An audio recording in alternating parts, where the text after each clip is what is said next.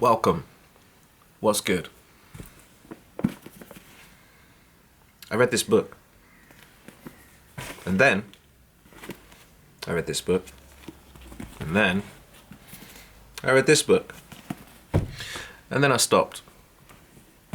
Firstly, let me explain to you, okay? The reason I read this book is because I needed to go to the library to print something out. And I was waiting outside the library for it to open, where there were piles of books that were 50p each or 5 for £2. And I had 4 books in my hand already, okay? When the library opened, I wanted to get in there, so I picked up the first thing I could grab that I recognized, which was that 50 Shades of Grey, E.L. James. So there we go. I didn't start reading it right away. One of the other books that I'd picked up was called The Innocent. And I started reading that. It was quite small, easy to fit in my backpack when I was doing my rounds, and I'd bust it out every now and then and read a chapter or two. When I got halfway through this book, The Innocent, and I was lost in it. I couldn't tell you what was happening, okay? It was a lot of political terms, a lot of Russian place names, names of people, a lot of dates, and it went way over my head. So I'd read half of that book and I could not tell you what was happening. Meanwhile, I'd left this at home to go through a chapter here and there. I'd read one chapter of this and I understood it, okay? I understood the characters, I knew where it was going. It was a lot easier to get into. Now, when I did buy this, I posted it on social media with the other books I'd bought. But this is the one people commented on, surprisingly enough. This is the one people recognised and wanted to warn me about. They wanted to tell me, don't read it, it's a waste of time, it's brain rot. Lots of different slurs for this book, it's not popular.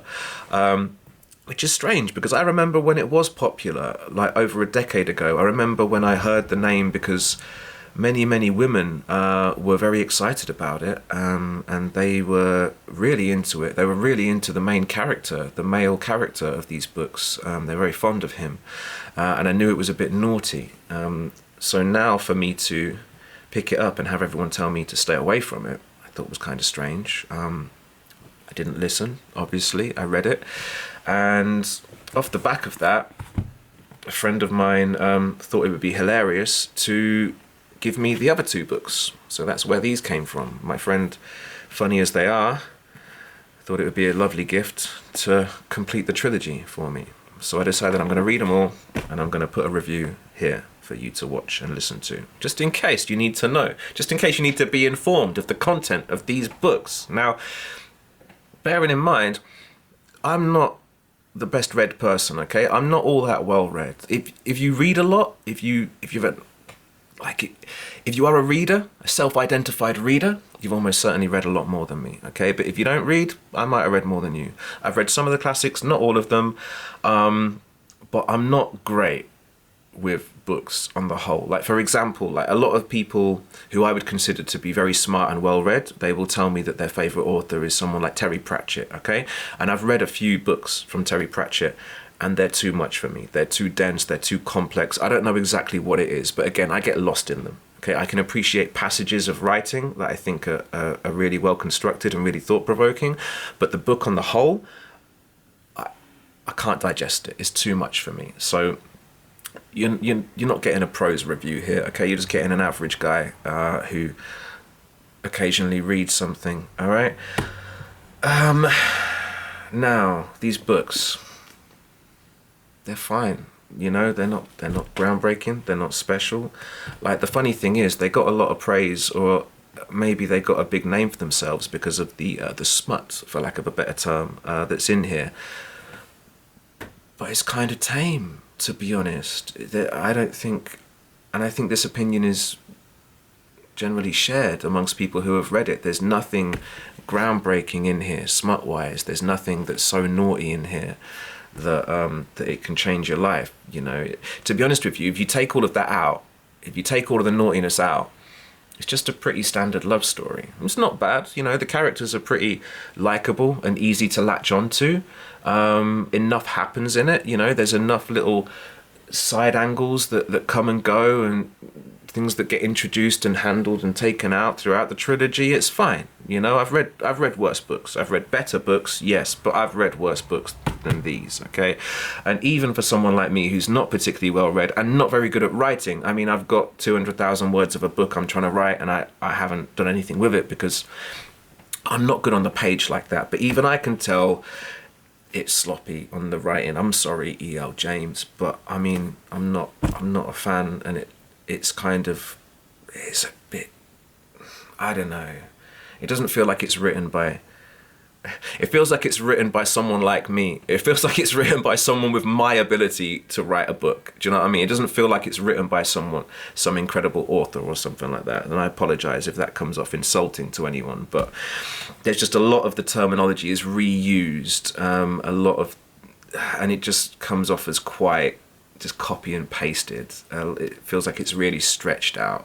I feel like you could condense this trilogy into one book and make it incredible. But even all the naughty scenes that replay, it's all just the same stuff. It's all just the same stuff in different locations, and the same language is used, the same terminology is used over and over and over again, and it just feels very rigid and a bit generic, not very original, to be honest with you, in my head. So if that's what you want from a book, they're not for you. They're not for you. But if you want something that's kind of easy to jump into, and a couple of characters that are kind of, you know, interesting, I suppose, they're all right. They're fine. It's not bad.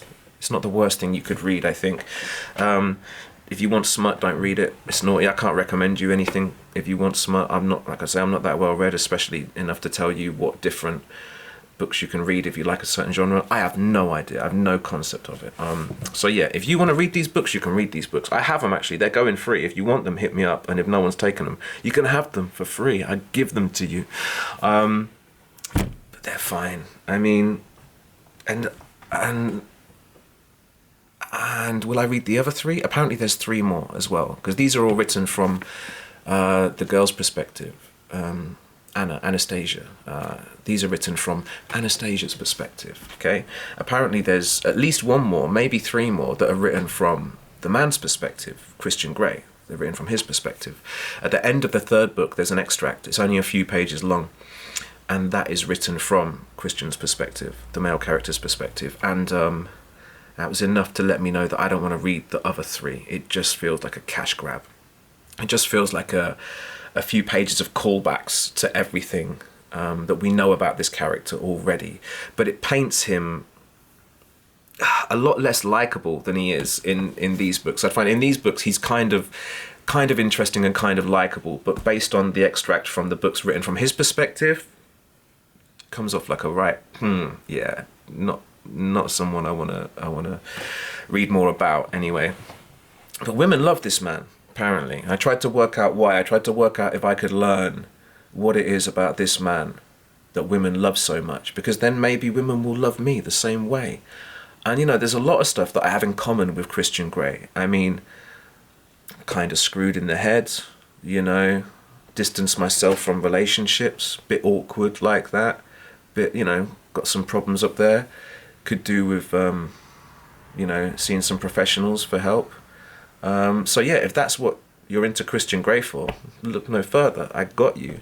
However, you know, if you're really interested in the side of Christian Grey that's like a billionaire and a CEO who has like a helicopter and a boat and a plane and all these businesses and all this money and makes, you know, 100,000 an hour, and you know, is in really good shape and really attractive, and yeah, so if you like all that stuff, then, you know, I'm probably not your type. But if you just like the screwed up bit, I got you. Don't stress it. It's calm. Hit me up. Yeah. I think that's it. I mean, yeah, if you want to read it, read it. If you don't.